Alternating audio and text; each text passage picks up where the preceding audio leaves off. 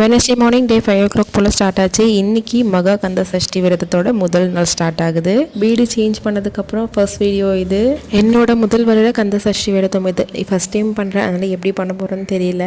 பால் பழம் விரதம் தான் எடுத்திருக்கேன். ஸோ முருகர் மேலே பாரத்தை போட்டு காலையில் ஸ்டார்ட் பண்ணியாச்சு. காலையில் 5 மணிக்கு எழுந்தது தான் பேர். அதுக்கப்புறம் நேரம் எப்படி போச்சுன்னே தெரியல. ஏதோ ஒரு பதட்டத்துலேயே எல்லா வேலையுமே பார்த்துட்டு இருந்தேன். ஸோ பொறுமையாகவே பண்ணிக்கலான்னு சொல்லிட்டு டைம் இருந்துச்சு.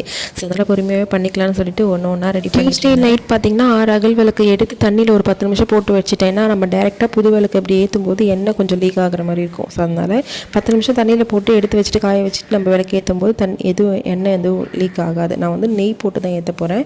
ஸோ அதனால் எடுத்து வச்சுட்டு மஞ்சள் குங்குமம்லாம் வச்சு ரெடி பண்ணிவிட்டேன். அதோட கையோடு காப்பு கட்டி தான் விரதம் இருக்க போகிறேன். ஸோ அதுக்காக வெள்ளை நூலில் மஞ்சள் தடவி காப்புமே ரெடி பண்ணி வச்சாச்சு. ஃபஸ்ட் டைம் பண்ணுறதுனால இது சரியா அது சரியான்னு சொல்லிட்டு நிறைய டவுட் வந்துச்சு. அதனால் எதுவுமே டவுட் பண்ணி தரேன். நான் பொறுமையாக பண்ணலாம், அவசரப்பட்டு பண்ணி தப்பு பண்ண தேவையில்லை, நல்லா பொறுமையாக பண்ணிக்கலாம்னு சொல்லிட்டு எல்லாத்தையுமே பார்த்து பண்ணி ரெடி பண்ணிட்டு இருந்தேன். ஃபஸ்ட்டு ஒரு மணப்பளவு வச்சுட்டு அதுக்கு மேலே சிகப்பு கலர் துணி வச்சுக்கோங்க. அதுக்கப்புறம் பிள்ளையார் எடுத்து வச்சுக்கோங்க. அதுக்கப்புறம் நீங்கள் என்ன செல்லை வச்சு இல்லை ஃபோட்டோ வச்சு இந்த சஷ்டி விரதம் இருக்க போகிறீங்களோ அதை எடுத்து வச்சுட்டு நான் வந்து ஃபோட்டோ சிலை ரெண்டுத்தையுமே அபிஷேகம் பண்ணி எடுத்து வச்சுக்க போகிறேன். ஃபோட்டோ வந்து நல்லா தொடச்சிட்டு மஞ்சள் குங்குமம் வச்சு எடுத்து வச்சுட்டேன்.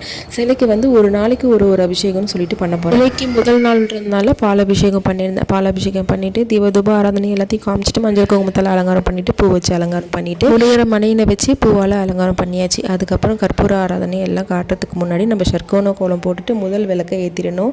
நான் வந்து நெய் தீபம் ஏற்றிருந்தேன். ஏற்றிட்டு பூஜையை முடிச்சுட்டு காப்பு கையோட கோவிலுக்கு எடுத்துகிட்டு போயாச்சு. கோவிலுக்கு போயிட்டு சாமிக்கிட்ட நல்லா வேண்டிட்டு காப்பு கட்டி விரதத்தை ஸ்டார்ட் பண்ணியாச்சு.